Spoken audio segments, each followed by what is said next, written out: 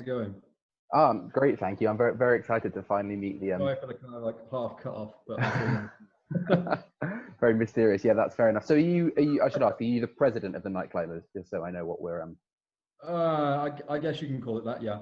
Okay. I see. Oh, you're wearing a parkour jumper. How appropriate. Well, I just came from work actually, so yeah, it's it's set. Okay, cool. Well, I suppose that leads us into it then. For people who can't guess from the name Nightclimbers, do you want to just briefly explain what the Nightclimbers do? Yeah, sure. So the Nightclimbers are well, we're essentially a secret society, I guess, in at least in the sense that our actions aren't necessarily endorsed by the university, but basically we're kind of dedicated to nocturnally climbing all the town buildings and college buildings in Oxford.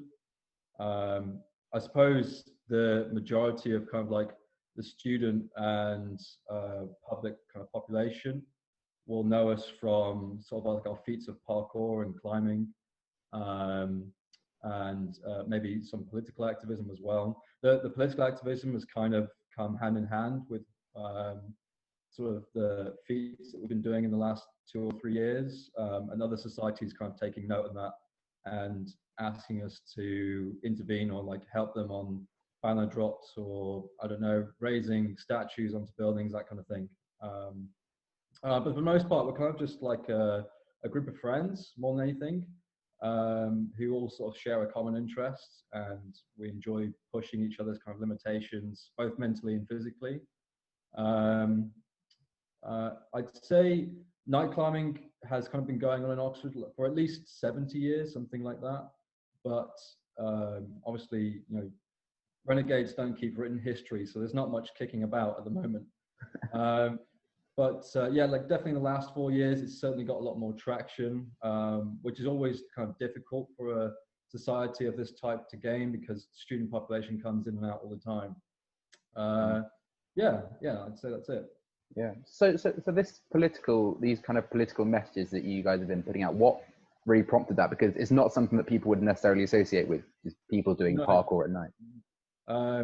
I think certainly some of it was kind of our own personal drive and our own sort of political beliefs, but for the majority of it, I would guess it was kind of a nice sort of balance to have, because a lot of what we do, I suppose, climbing buildings in itself is controversial, at least in some people's some people's points of view. So it's nice to kind of have a balance and put our, I guess you could say, skill sets to good use. And it's certainly a society that kind of endeavors to have this kind of attitude of being strong to be helpful, that sort of thing. So there's always that kind of side to it. But you know, for the most part, we are just a group of people who stare longingly at drain pipes and crumbled walls and things like that. Okay. And occasionally get asked a favour or two. Okay, so you do it out of enjoyment just for parkour. It's not. Is there any part of you that does it kind of out of enjoyment of the fact that it's a bit kind of secretive, the fact that it's night climbing, it's kind of almost no, definitely not. I mean, I've been myself personally, I've been doing parkour now for 8 years, I think, and then the majority of the people in the group have been doing parkour and kind of a mixture of climbing for about 5 or 6 years. So it's everybody in the group kind of has like a sort of multidisciplinary kind of background, and that's also the kind of the people we try to recruit as well. We all did it for the enjoyment, either before we arrived at university or upon arriving at university. And then other than myself, the majority of the people who were introduced to night climbing were invited, I guess. So that there was no kind of like, you know, let's just do it for the secrecy sort of thing. But obviously, the secrecy is an important part of it, because I don't fancy rustication at the moment. So you mentioned that you invite people. Is that kind of the way it works, rather than people wanting to join and then joining? Is it kind of more of a sort of contact-based way? It used to be, certainly. We did used to just invite people on the basis of knowing them, not just because they had an applicable skill set, but it was more to do with trust. I mean, there's nothing worse than you know, sending a traverse across a series of rooftops to come to the apex of a roof, a lead tiled roof with a 60-foot drop either side, and suddenly the guy behind you or in front of you realizes that they're not actually up to scratch with everything that you're doing. So it's kind of, it was more about knowing people originally and knowing what their capabilities were, but now it's a little bit more relaxed. Lots of people tend to approach us now over Facebook, certainly in these kind of times as well. And it makes everything a lot easier because previously it was hard to gauge whether, you know, for example, a climber would actually be interested in scaling buildings at 3 a.m. in the morning.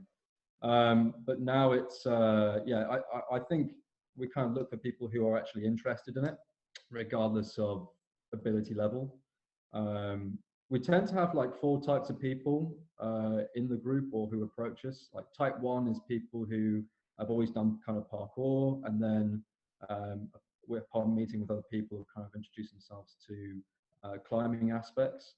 And then you have kind of type 2, which is your climbers who are now being introduced to parkour. I can actually think of one example of a guy who joined us really recently in the last year, and he's like a parkour climber, much better than I am.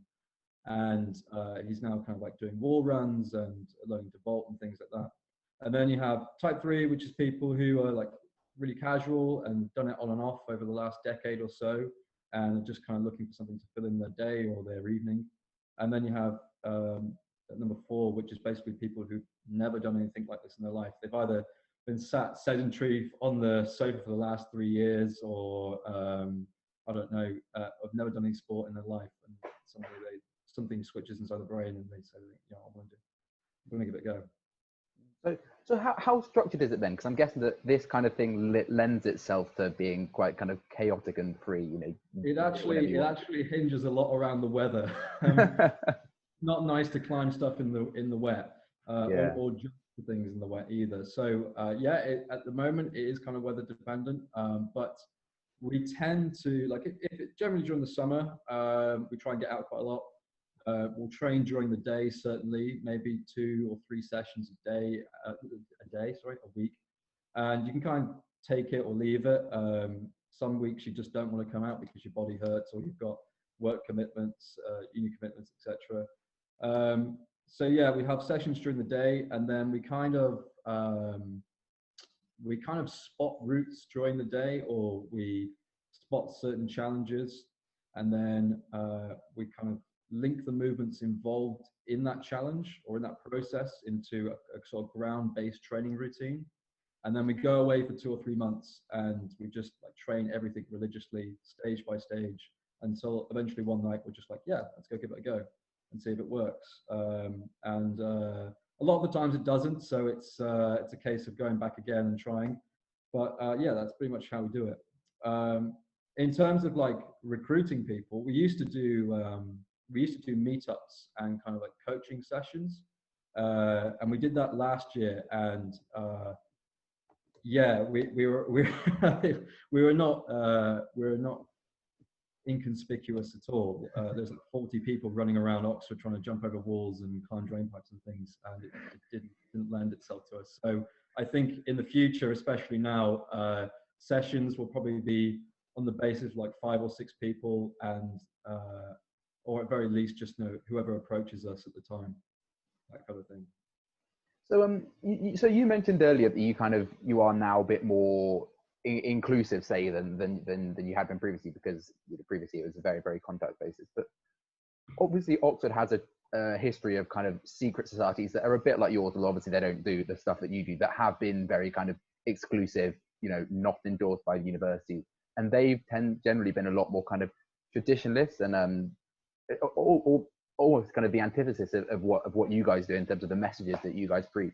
And now especially that you're trying to be more inclusive, do you guys, is it intentional that you've kind of set yourself up as a kind of a counter to these things that Oxford, that people think about when they think of Oxford society? No, it's probably more to do with who we are as people.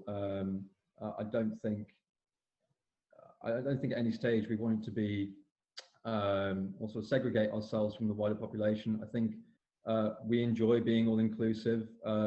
typically a lot of old societies are kind of always male orientated, but that's just rubbish, really, especially when it comes to climbing and things like that. There are plenty of women out there who are much better than I am, certainly. So definitely not. Okay, cool. Just one last question. Which in your opinion is the best kind of building or college in Oxford to climb around? Oh God. It depends. It depends what I've been looking at or what we've been looking at. I think originally, if you'd asked me that question 2 or 3 years ago, it would have been Christchurch, but that's only because I've kind of recce'd Christchurch at that point in time. I'd say that Queen's College has a lot of opportunity, as does, I would say, Exeter, and I mean, it depends. It depends. So that we did a climb during the middle of the week up the side of the high street of one of the colleges there, and it's very spontaneous and very situational. So I would say that it's not. It depends really. It depends on what your ability level is, and it's how comfortable you are at height. That kind of opens up accessibility, I guess. But for me personally, I would say Queen's or Christchurch, something like that. Oh, that's very interesting. Thank you very much for your time. So you say that people can find you guys on Facebook if they want to find out more. Yeah, you can find us on Facebook. I think we have an Instagram still kicking about, but mostly, yeah, just a quick message over Facebook to say that you're interested, and that's it. Cool. Well, good luck. Have a fun term of climbing. Thank you very much. Cool. Cheers. Well, cheers.